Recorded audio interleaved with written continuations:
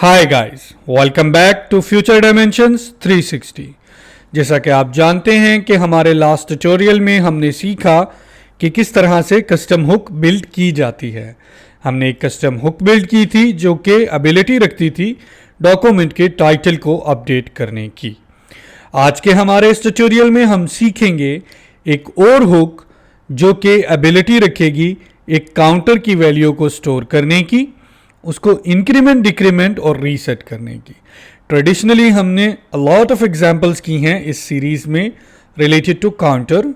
Similarly हम पहले क्या करेंगे, काउंटर को ट्रेडिशनली इंप्लीमेंट करेंगे with functional component and then हम उसको मूव ऑन करेंगे with the help of custom hook. आइए जी मूव ऑन करते हैं। सबसे पहले हम कंपोनेंट्स के फोल्डर में एक नई फाइल बना लेते हैं। नाम लिख लेते हैं जी counter1.js का। सॉरी, काउंटर को हम रीनेम कर लेते हैं, हमने यू मिस कर दिया यहाँ पे। RFC रिएक्ट फंक्शनल कंपोनेंट बन गया। पहले एक स्टेट वेरिएबल ले लेते हैं काउंटर का, काउंटर कॉमा सेट काउंटर। ठीक हो गया जी।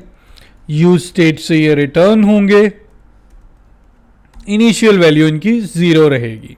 ठीक हो गया। अब हमने क्या करना है जी, h2 हम कहते हैं जी काउंटर इक्वल्स टू, यही काउंटर की वैल्यू आपके पास शो होगी। इसके अंदर आपके पास बटन होंगे 3, इंक्रीमेंट। सिमिलरली आपके पास इसमें ऑन क्लिक का एक इवेंट रहेगा जो कि कॉल करेगा इंक्रीमेंट के एरो फंक्शन को।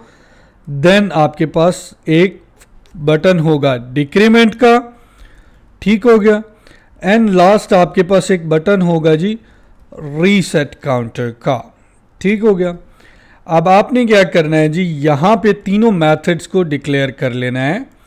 कॉन्स्ट, मैं कहता हूं जी इंक्रीमेंट का मेथड बन गया जो कि एक एरो फंक्शन है। इसमें आप सेट करें जी काउंटर को, किसमें, काउंटर +1 में। ठीक हो गया। कॉपी पेस्ट कर लेते हैं 3 बार इसी फंक्शन को जी। हम लोगों ने कॉपी पेस्ट कर लिया इसको। सेकेंड टाइम इसका नेम क्या हो जाएगा, डिक्रीमेंट हो जाएगा और -1 हो जाएगा। लास्टली इसको रीसेट नेम रखें जी। लास्टली हम इसको रीसेट नाम दे देंगे और इनिशियली काउंटर की वैल्यू रीसेट होके 0 हो जाएगी। हिट किया सेव पे, इसको इंपोर्ट कर लेते हैं app.js में, counter1.js। हिट किया सेव, ब्राउजर में आ गए तो ये देखें जी काउंटर इंप्लीमेंट हो गया है। वैल्यू इंक्रीमेंट हो रही है, डिक्रीमेंट हो रही है और रीसेट भी हो रही है। अब कस्टमर ने एक और रिक्वायरमेंट दे दी है हमें। उसने कहा जी आपने एक और काउंटर इंप्लीमेंट करना है सेम app.js की फाइल में। उसके लिए आपको क्या करना पड़ेगा, अगेन एक नई फाइल बनानी पड़ेगी counter2.js के नाम से। सिमिलरली counter1 आप एग्जैक्टली सेम कोड कॉपी करें, पेस्ट कर दें counter2 में, जस्ट नेम इसका चेंज कर दें जी TWO2। अब इसको आप app.js में इंपोर्ट भी कर लें जी। counter2 इंपोर्ट हो गया, counter2 इंपोर्ट हो गया जी।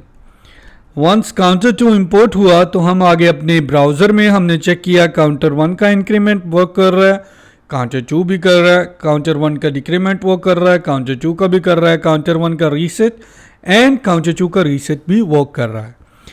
तो ये तो रिक्वायरमेंट हो गई पूरी। बट आपने क्या किया, आपने काउंटर की सारी फंक्शनैलिटी को क्या किया, 2 डिफरेंट कंपोनेंट्स में डुप्लीकेट कर लिया है जी, counter1 और counter2 में। व्हाट इफ कि आपके पास कोई ऐसा मेथड अवेलेबल हो जिसमें आप ये कॉमन फंक्शनैलिटी रिमूव कर लें इन कंपोनेंट से, तो उसको आप कहते हैं कस्टम हुक। कैसे बनती है कस्टम हुक, आइए मूव ऑन करते हैं, देखते हैं जी। अपने हुक्स के फोल्डर में हम एक नई फाइल बनाएंगे यूज counter.js की। इसके अंदर आप RFC react functional component create कर लें। रिएक्ट की हमें ज़रूरत नहीं पड़ेगी, जबकि यूज स्टेट की हमें पड़ेगी, उसको इंपोर्ट कर लेते हैं। सेकेंडली रिटर्न रिमूव करके आपने इसमें क्या फंक्शनैलिटीज़ रखनी है जी, काउंटर की, तो इसकी पूरी फंक्शनैलिटी को कॉपी कर लें और हुक, कस्टम हुक के अंदर आके पेस्ट कर दें। अब काउंटर 1 में जाएं ज़रा। आपको एक तो काउंटर चाहिए, एक इंक्रीमेंट चाहिए, डिक्रीमेंट चाहिए और रीसेट चाहिए। अगर मैं इन सबको रिमूव कर दूं, ठीक है, तो उसके लिए आपको क्या करना पड़ेगा, आपको काउंटर हुक से इन सारी चीज़ों को रिटर्न करना पड़ेगा in the form of array. हम इसको रिटर्न कर लेते हैं, counter increment decrement and reset. ये सारी चीज़ें रिटर्न हो गई, एक तो स्टेट वेरिएबल काउंटर और 3 फंक्शंस रिटर्न हो गए। सिमिलरली आप इसको कॉपी कर लें, यहाँ से काउंटर 1 में आ जाएं। यहाँ पे आप जैसे यूज स्टेट हुक बनाते हैं, एज इट इज़ आप कॉन्स्ट लिखें और इस वैल्यू को ऐसे लिखें, as it is copy paste करें वैल्यूज़ को जो रिटर्न हो रही हैं आपसे, कहाँ से, सॉरी यूज काउंटर की हुक से।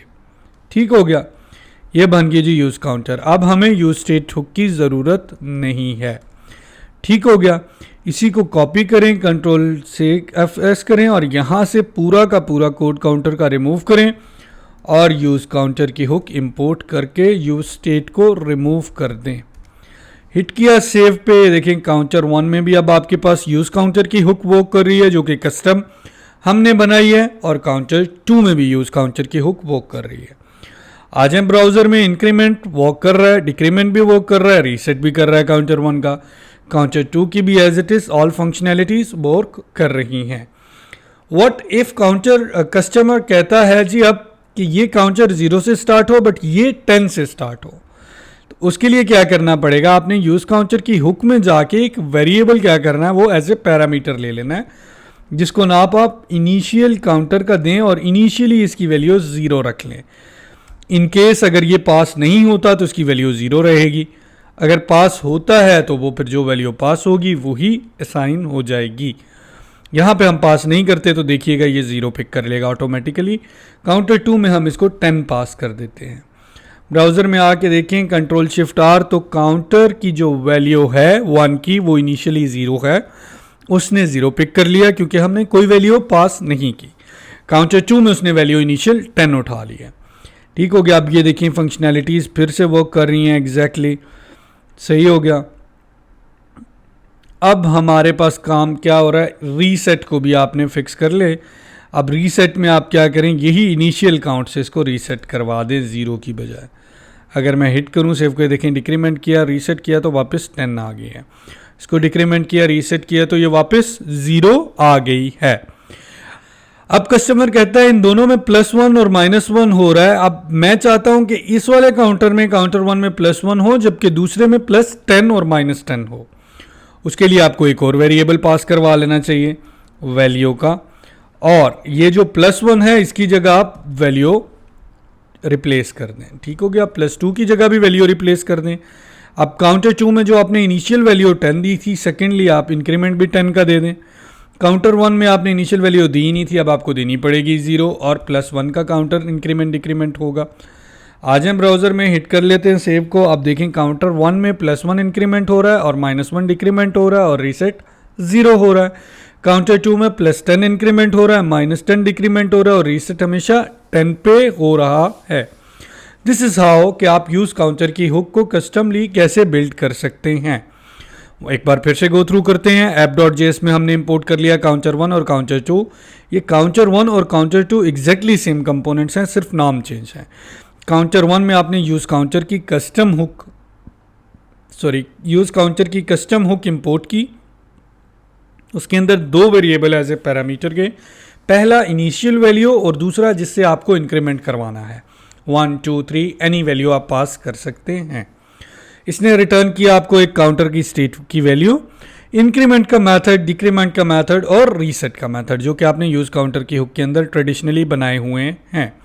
स्टेट वैल्यू भी आपने रखी हुई है, इनिशियल काउंटर की वैल्यू भी आ गई और वैल्यू वो वाली वैल्यू है जिसके थ्रू आप इंक्रीमेंट या डिक्रीमेंट जितने नंबर कर रहे होते हैं। आई होप कि आपको डिटेल से समझ आ गई होगी। In case of any question आप हमें हमारी इस वीडियो पे कमेंट भी कर सकते हैं, हमारे मेल बॉक्स में मेल भी कर सकते हैं और हमारे चैनल को लाइक करना या सब्सक्राइब करना ना भूलिएगा। मिलते हैं नेक्स्ट ट्यूटोरियल में। Take care, good bye.